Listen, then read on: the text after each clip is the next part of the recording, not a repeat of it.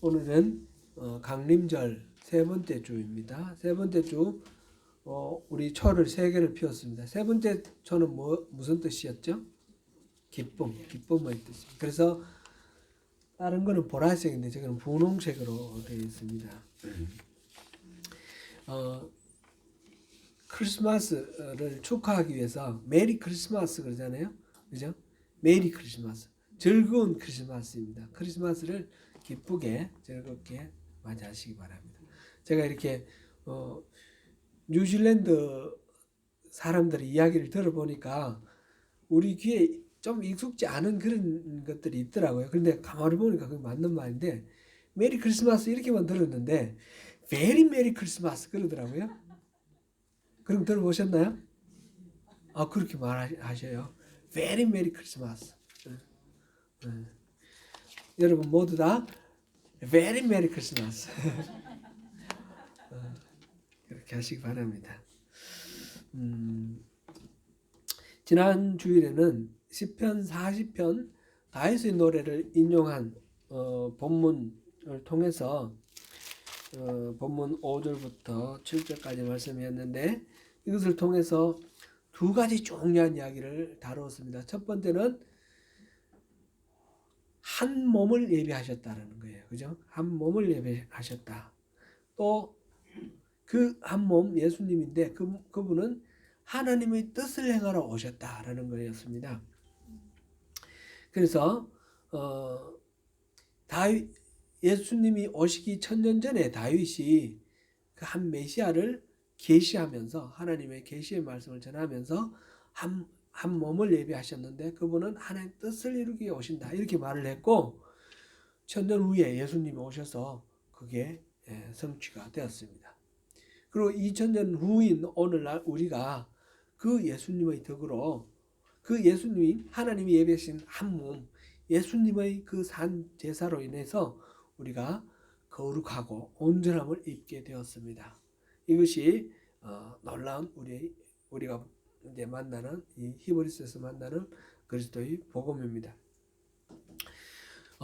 구약이나 신약이나 하나님과 백성들 사이의 약속인데 하나님 말씀을 지키면 하나님이 주신 법을 지키면 하나님은 그 백성들의 하나님이 되고 백성들은 하나님의 백성이 된다. 이게 하나님과 백성들 사이 관계가 맺어진다. 이게 구약과 신약 공통점입니다. 그런데 구약은 그 하나님의 법이 돌 비석에 새겨졌고 두루마리에 새겨졌습니다. 그죠? 율법으로 레위기, 신명기 이렇게 새겨졌고 쓰여졌고 그런데 이 하나님의 법을 사람들이 지키지 못해서 이 구약은 온전하지 못했습니다. 하나님은 이 인간의 그 연약함을 아시고 미리 대비하셨는데 새로운 언약, 뉴 테스트먼트를 예비를 하셨습니다. 거기에서는 하나님의 법을 우리 마음에 새겨두고 우리 생각에 새겨두어서 그래서 그 법을 막 지키려고 애써서가 아니라 우리 마음에 우러나오는 마음으로 그 법이 이루어지도록 그렇게 하셨어요.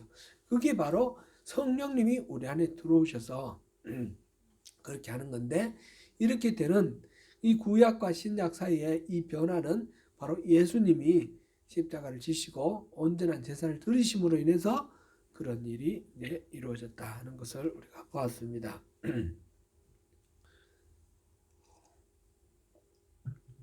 하나님은 백성들의 죄와 불법을 그래서 다시는 기억하지 아니하시고 용서하셨으므로 그 백성들은 이제는 다시는 제사를 드릴 필요가 없다. 이게 이제 지난주에 우리 살펴본 말의 마지막 부분. 그거는 이제 성령님의 정언이다. 그렇게 우리가 보았습니다. 오늘 본문은 그러므로 라고 시작합니다. 그리고 이렇게 해서 예수님의 단 한 번에 드려진 영원한 제사로 인해서 우리 죄가 완전히 해결됐다 라는 것 그리고 성령님이 그게 정인이 되어 주신다라고 하는 것 그런 것을 앞에서 이제 얘기했고 그러므로 인과관계가 이제 설명이 되는 거죠. 이렇게 했으므로 앞으로 우리는 이렇게 살 수 있다라는 겁니다. 이렇게 살 수 있다라는 것이 오늘 내용인데 그것이 그리스도인의 크리스천의 삶의 비결이다. 이렇게 제가 그리스도인의 삶의 비결이라고 제목을 달았는데 삶의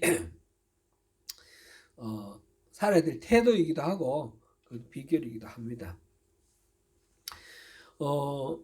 오늘 본문은 그래서 이때까지 우리가 다루었는 히브리서에서 오랫동안 다루었던 부분하고 앞으로 다룰 부분이 완전히 달라지는 데고 분기점이 됩니다. 이제까지는 교리, 원리입니다. 원리이고 지금부터 오늘부터는 이게 실천적으로 어떻게 적용되느냐 하는 그런 내용입니다. 히브리서 전체는 이 10장 18절까지와 10장 19절부터 13절 마지막까지 이렇게 크게 대별을 할 수 있습니다. 앞에는 무슨 내용이 있었어요? 예수님의 우월성, 그게 이제 6장까지 있었죠. 그리고 그 우월하신 예수님께서 대제사장으로서 하나님 보좌 우편에서 하고 계시는 사역에 대한 이야기, 그것들이 지금까지 이제 전부 이론으로 교리로 그렇게 다뤄져 있었습니다.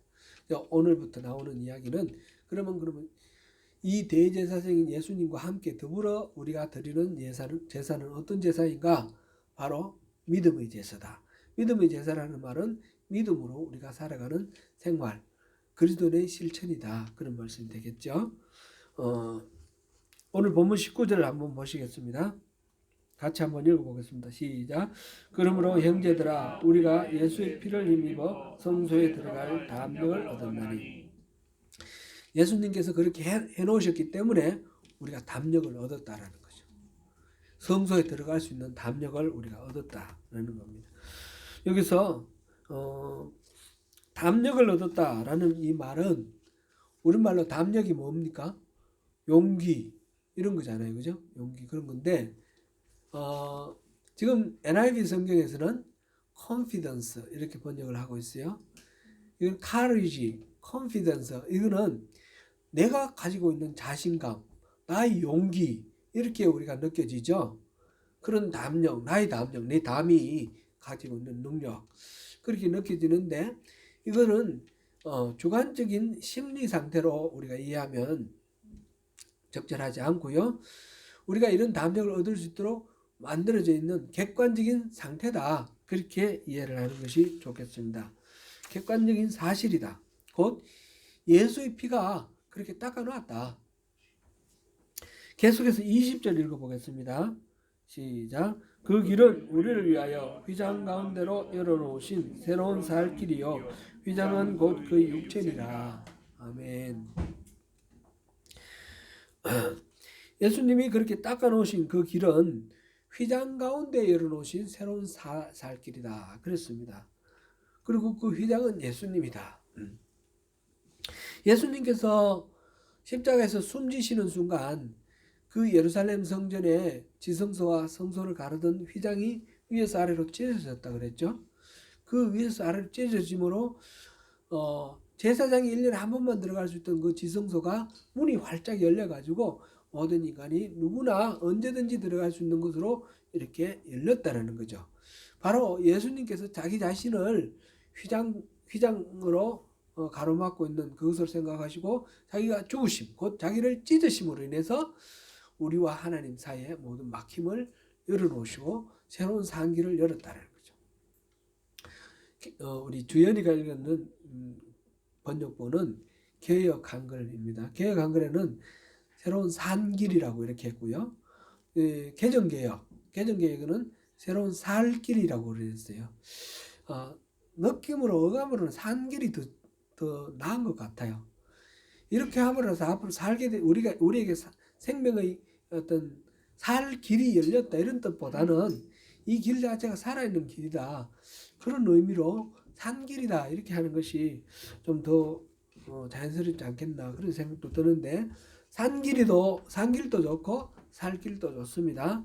새롭게 열려진 그런 길이다라는 것을 우리가 기억하면 좋겠습니다. 그런데 그렇게 해서 우리가 들어갈 수 있는 성소로 들어갈 수 있는 길이 열렸잖아요. 그 성소는 어디에 있는 성소입니까? 예루살렘에 있는 그 성소인가요? 그 성소는 이미 불타버리고 없었어요. 그 성소가 아니고 하늘에 있는 성소라고 그랬습니다. 이 땅에 있는 예루살렘에 있는 성전 성소는 그림자에 불과한 것이고 예수님이 열어놓으신 이 길은 하늘에 있는 성소로 우리가 바로 들어갈 수 있는 길이라고 그랬습니다. 근데 그 하늘은 어떤 하늘입니까? 스카이, 저 공중에 올라가면 어디에 있는 그런 하늘이 아니죠. 안드로메다 건너편에 뭐 어디 있다든지 그런 게 아니죠. 공간의 개념이 아니고 관계의 개념이라고 그랬습니다. 그래서 하나님과 우리 사이에 관계가 활짝 열려서 이거는 장소가 어디든지 시간이 언제이든지 상관없이 우리는 하나님을 만날 수 있게 되었다. 그런 이야기였습니다. 그러면서 또 하나의 전제가 나옵니다. 예수님이 길을 닦아 놓으신 산길이고 그리고 그 다음에 하나의 전제가 예수님이 길만 닦아 놓으시고 안 계시는 것이 아니라 이 21절 우리 같이 읽어봅니다. 시작. 또 하나님의 집 다스리는 큰 제사장이 계시며 하나님의 집을 다스리는 큰 제사장이 우리에게 있다라는 거예요. 바로 예수님이 바로 우리의 제사장이라는 거죠. 여기에 우리말로는 하나님의 집 다스리는 큰 제사장이 계시며 하니까 크게 뭐 이렇게 느낌이 제대로 안 와닿습니다. NIV 성경 제가 읽어드릴게요. And since we have a great priest over the house of God, we have라고 했어요. 우리가 갖고 있다는 거예요. 그 하나님 집 다스리는 큰 제사장이 따로 객관적으로 존재한다 그런 뜻이 아니라 내게 그분이 계신다라는 겁니다. 이거는 앞에 히브리서 8장 1절도 우리 한번 읽어보면 좋겠습니다. 8장 1절. 8장 1절. 그 앞쪽입니다. 예. 같이 읽습니다. 시작. 지금 우리가 하는 말의 요점은 이러한 대제사장이 우리에게 있다는 것이라. 그는 하늘에서 지극히 크신 이의 보좌 우편에 앉으셨으니. 아멘. 여기서도 보니까 뭐 여러 가지 얘기를 했는데 포인트는 우리가 기억해야 될 중요한 포인트는 The point of what we are saying is this. We do have such a high priest. 우리가 갖고 있는데 do have 이렇게 강조를 했어요. 우리가 갖고 있다고. 그래서 the high priest 높은 제사장을 갖고 계십니다. Who sat down at the right hand of the throne of the majesty in heaven. 하늘에 계신 그 지극히 크신 분 하나님 보좌 우편에 앉아 계신 그 지극히 크신 대제사장 그분이 바로 우리 거다라는 거예요. 우리 거. 그 예수님이 남의 예수님이 아니고 내 예수님이라는 거예요. 바로 여러분의 예수님이라는 사실이에요.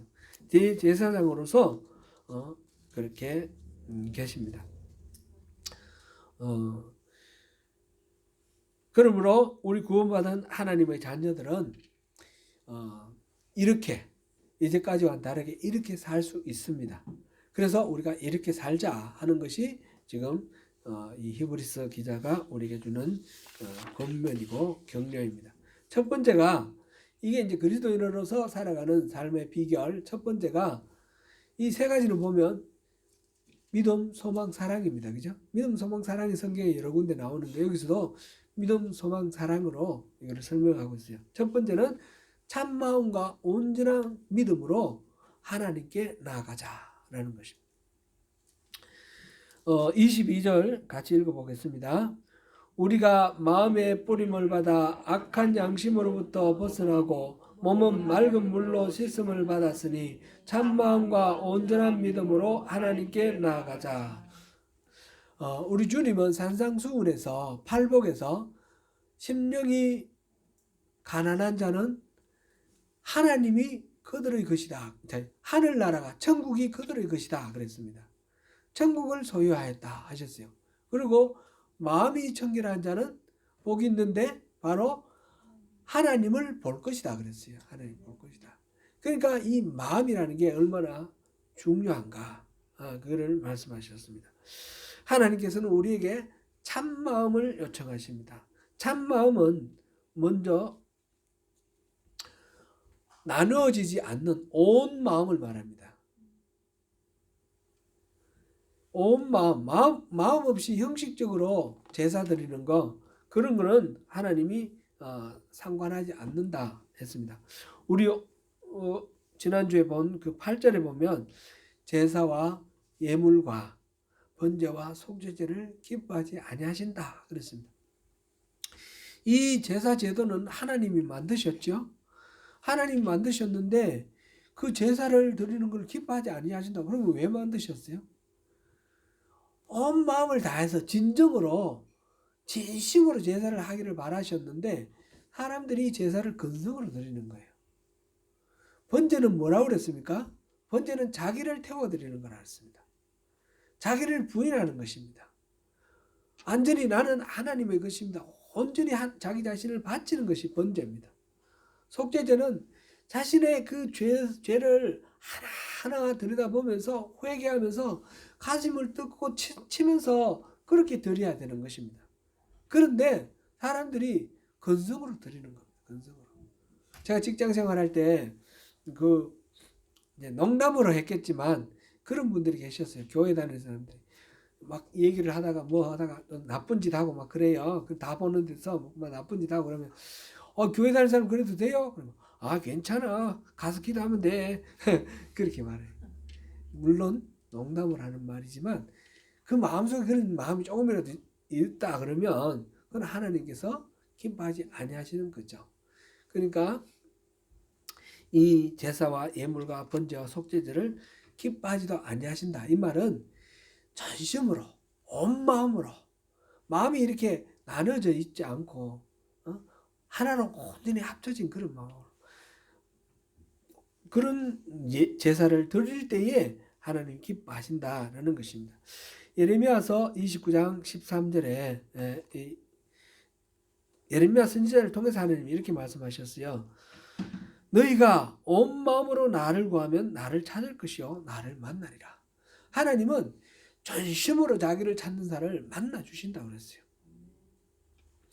근데 이 참된 마음, 온 마음은 거짓이 없는 마음, 진실한 마음을 말합니다.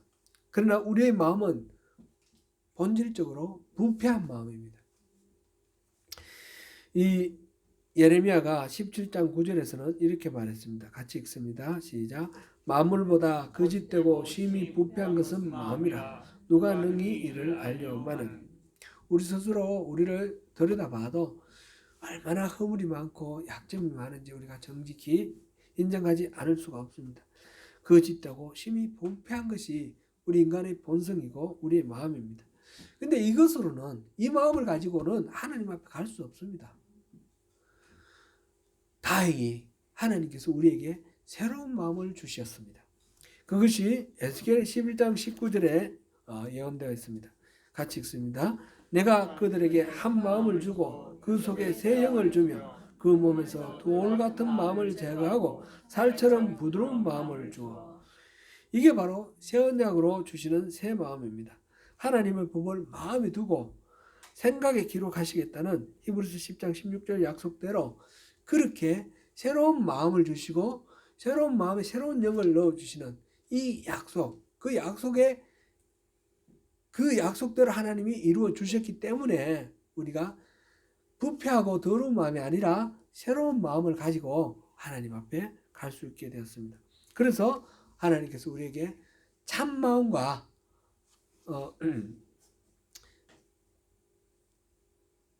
뭐라고 그랬습니까? 온전한 믿음으로, 참 마음과 온전한 믿음으로 나오라 그랬습니다. 예, 이 참 마음, 이 참된 마음은 그러니까 어떻게 해서 이게 가능했습니까? 결국은 믿음에서 나오는 거죠. 참 마음은 바로 믿는 바를 실행을 할 때에 온전하게 믿고 실행을 할 때에 나눠지지 않는 마음, 온전한 마음, 참된 마음, 거짓이 없는 마음이 나오는 것입니다.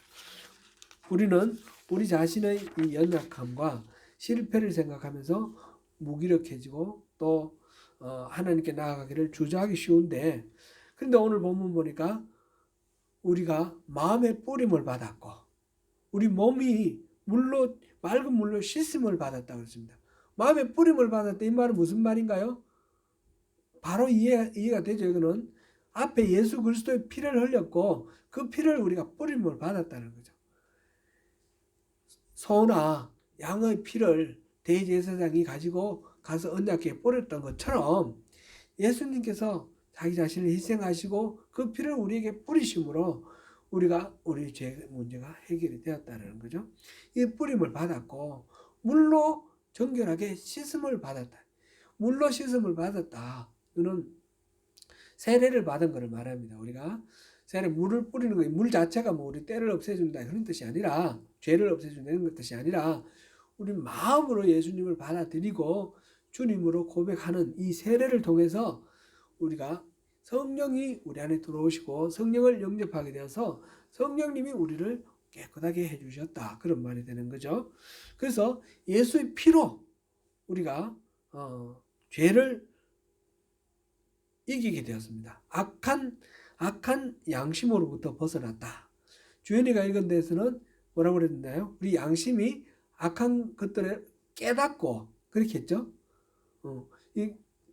그래서 다시는 그 악한 그 죄에 지배당하지 아니하도록 그렇게 되었다라는 거죠. 그리스도의 피, 보혈의 뿌림을 받고 또 세례를 받고 성령님이 우리에게 오심으로 인해서 우리가 이제 새 마음과 온전한 믿음으로 하나님께 나아갈 수 있게 되었습니다. 그러므로 우리는 더 이상 주저하지 말고 더 이상 주눅 들지 말고 당당하게 예수님이 열어놓으신 그 길로 새 마음을 가지고 또 온전한 믿음을 가지고 그 하나님께 당당히 나아가자 하는 것이 이 히브리서 기자가 그리스도인들에게 우리에게 주신 약속의 말씀이기도 하고 격려의 말씀이기도 합니다.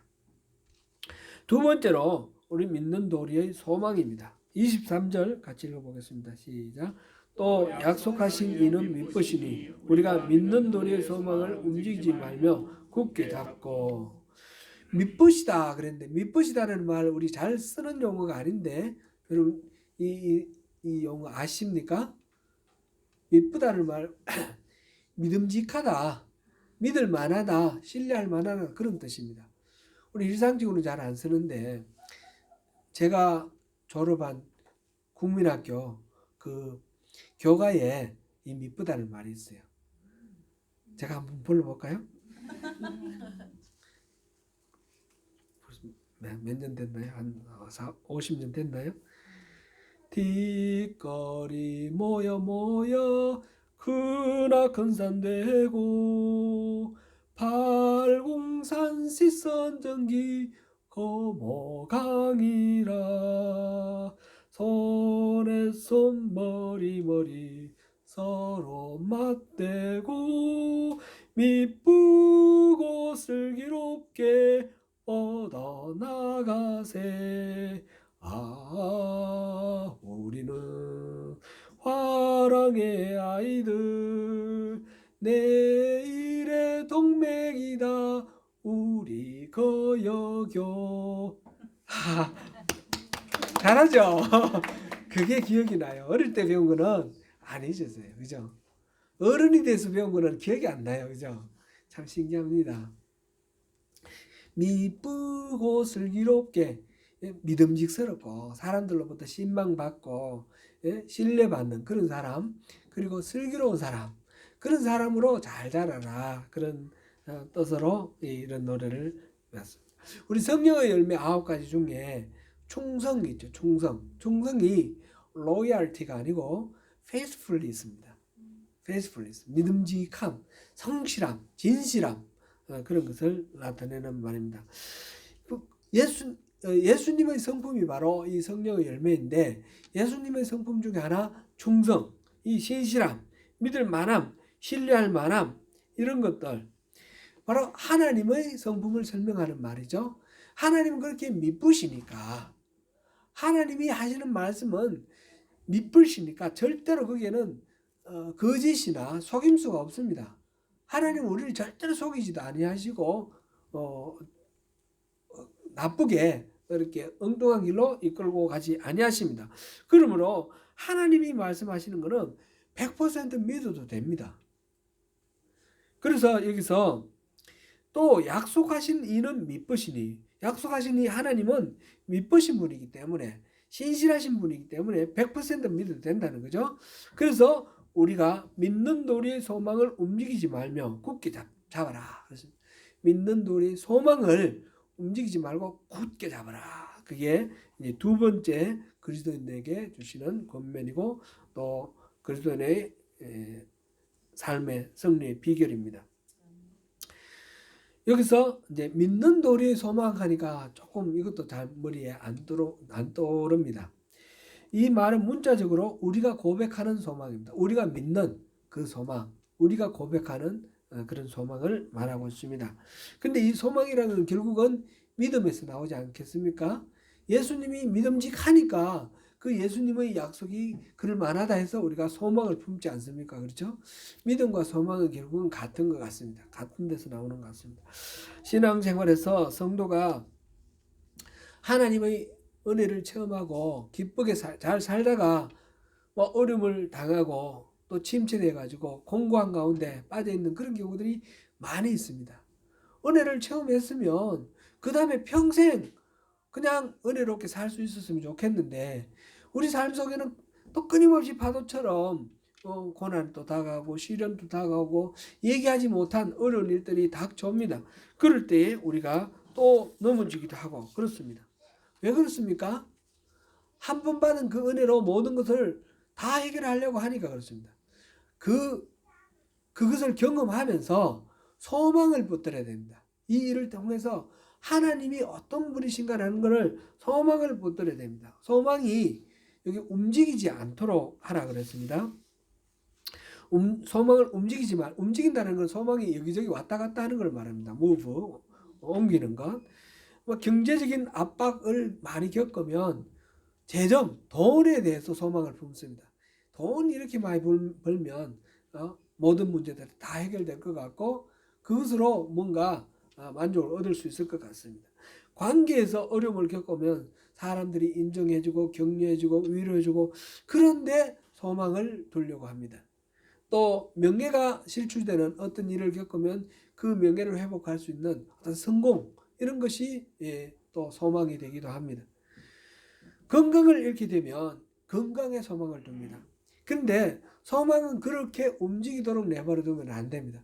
소망은 그런 데 있는 것이 아니고 하나님께 있어야 되고 예수님께 있어야 된다는 것입니다. 그렇지 않으면 이런 것들 건강이라든지 재물이라든지 이런 것들에 소망을 두게 되면 우리 인생이 난파선처럼 파도에 계속 흔들리고 떠돌아다닐 수밖에 없는 그런 것이 되는 것입니다. 히브리서 6장 19절을 우리 한번 보겠습니다. 히브리서 6장 19절. 우리가 이 소망을 가지고 있는 것은 영혼의 닷 같아서 튼튼하고 견고하여 휘장간에 들어가나니. 예수 그리스도의 사역을 소망으로 품고 있는데 그 소망이 바로 영혼의 닷 같다라는 거예요. 이 영혼의 닷. 그러니까 이 그리스도인의 소망은 예수님께 두어야 되고 그것은 영혼의 닷처럼 배가 이제 바닷가에 오면 닷을 내려놓고 파도가 불든지 조류가 흐르든지 떠내려가지 않고 그 자리에 있도록 머물 수 있도록 하는 것이 닷 아닙니까? 떠내려가지 않도록 계속 예수님께 이렇게 붙어 있을 수 있도록 하는 것 이것이 참된 소망인 것입니다. 로마서 15장 13절 읽어보겠습니다. 시작. 소망의 하나님이 모든 기쁨과 평강을 믿음 안에서 너희에게 충만하게 하사 성령의 능력으로 소망이 넘치게 하시기를 원하노라. 아멘. 이렇게 우리가 마지막 그리스도의 대제사장적 사역으로 인해서 약속받은 이 소망을 흔들리지 않는 소망으로 붙들기 위해서는 성령님의 도우심이 필요한 것입니다. 결국은 하나님이 우리를 믿으신 분이고 우리를 지켜주신 분이라는 걸 믿게 우리 마음속에 확신을 갖게 하고 흔들리지 않도록 해주시는 그런 믿음, 그런 믿음 결국은 성령님이 도와주셔서 확실하게 우리가 붙들 수 있는 것입니다. 그래서 두 번째, 움직이지 않는 소망. 이 소망을 견고하게 붙들어라 라는 것이 두 번째였습니다. 세 번째로 구원받은 그리스도인들의 삶의 비결을 24절 25절에서 살펴보겠습니다. 같이 읽습니다. 서로 돌아보아 사랑과 선행을 격려하며 오이기를 패하는 어떤 사람들의 성관과 같이 하지 말고 오직 권하여 그날이 가까움을 볼수록 더욱 그리하자. 아멘. 하나님과 친밀한 관계를 풍성하게 누리기 위해서는 사람과 사이에서 선행으로 서로 돌아보고 서로 또 살펴보고 용납하고 하는 이런 관계가 이웃 간의 이 사랑의 관계가 이루어져야 됩니다. 이런 우리가 여러 차례 살펴본 것처럼 하나님을 보이지 않는 하나님을 사랑하는 방법은 결국은 보이는 이웃을 사랑하는 것을 통해서 표현이 되고 나타나게 되어 있습니다. 하나님께서는 우리를 그렇게 살도록 하기 위해서 우리를 창조하시고 구원하셨습니다. 우리가 그리스도 안에서 하나님의 자녀로 부름받았잖아요. 그러면 나는 1대1로 하나님과 나의 관계로 하나님 자녀인데 하나님의 자녀가 나 혼자만 있는 것이 아니에요. 예수님이 아들이 되셨고 그 다음에 구원받아 부름받은 모든 사람들이 다 자녀예요. 그래서 하나님은 우리를 부르셨는데 부르실 때 한 사람 한 사람을 부르셨지만 모아서 교회를 이루게 하셨어요. 교회 에클레시아, 교회가 뭡니까? 부름받은 하나님의 백성들의 모임입니다. 그죠? 그래서 교회로 부르셨습니다. 공동체로 부르셨다는 것입니다. 하나님의 가족으로 부르셨다는 것입니다. 그래서 이 공동체를 그리스도의 몸으로 삼으셨습니다. 저마다 하나하나가 지체가 돼서 몸이 되도록 하셨습니다. 그래서 우리는 하나님의 몸으로 살기를, 그리스도의 몸으로 살기를 하나님이 원하십니다. 단지 우리가 구원받아서 천국 가고 영원한 영생을 누리는 그것만을 위해서 우리를 부르셨으면 하나님 바로 우리를 데리고 가시면 제일 낫겠죠. 그런데 이 땅에 우리를 살게 하시는 이유는 바로 그렇게 공동체로 부르셨고 공동체로서 그리스도로 살도록 하시려고 그렇게 우리에게 이 땅에 생명을 주시는 것입니다. 요한복음 15장 9절에서 11절까지 같이 읽어보겠습니다. 아버지께서 나를 사랑하신 것 같이 나도 너희를 사랑하였으니 나의 사랑 안에 거하라. 내가 아버지의 계명을 지켜 그의 사랑 안에 거하는 것 같이 너희도 내 계명을 지키면 내 사랑 안에 거하리라. 내가 이것을 너희에게 이름은 내 기쁨이 너희 안에 있어 너희 기쁨을 충만하게 하려 함이라. 우리가 예수 안에 있어라. 그래야 많은 열매를 맺는다. 그 말씀을 하시고 이어서 우리가 이 그리스도의 사랑 안에 있으면 바로 그 열매를 맺을 수 있다는 겁니다.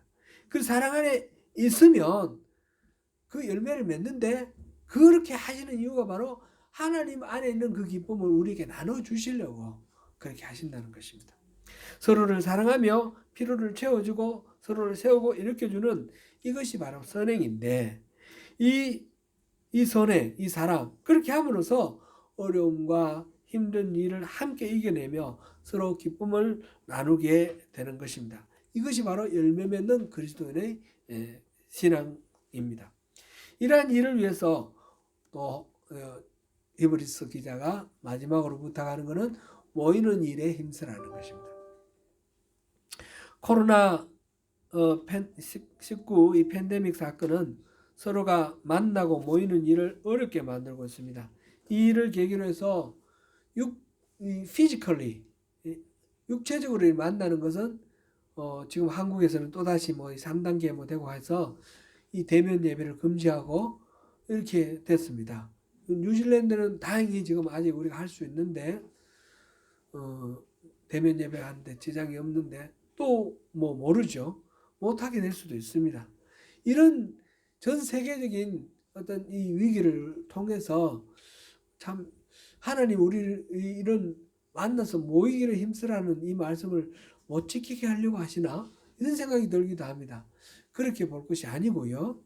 이렇게 육체적으로 물리적으로 만나는 것이 어려운 이런 상황을 허락하시는 이유는 이거를 계기로 해서 물리적인 만남, 일상의 만남, 더 깊은 영적인 만남을 우리가 위해서 기도하고 그렇게 살도록 원하시는 하나님의 마음이다 라는 것을 우리가 살펴야겠습니다.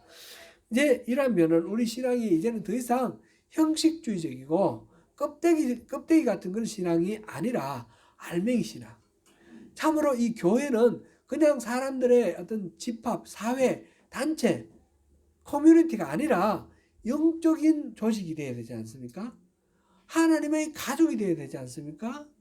영과 영이 만나는 그런 공동체가 되어야 되지 않겠습니까? 그러니까 우리는 서로를 바라볼 때에 그냥 육신적으로만 바라보는 것이 아니라 이 영혼을 하나님께서 어떻게 바라보시는가? 내가 이 영혼을 위해서 어떻게 섬기고 어떻게 그 필요를 채워줄 것인가? 그런 마음으로 우리 서로를 바라봐야 되는 것입니다. 그래야지 그게 참된 교회가 아니겠습니까?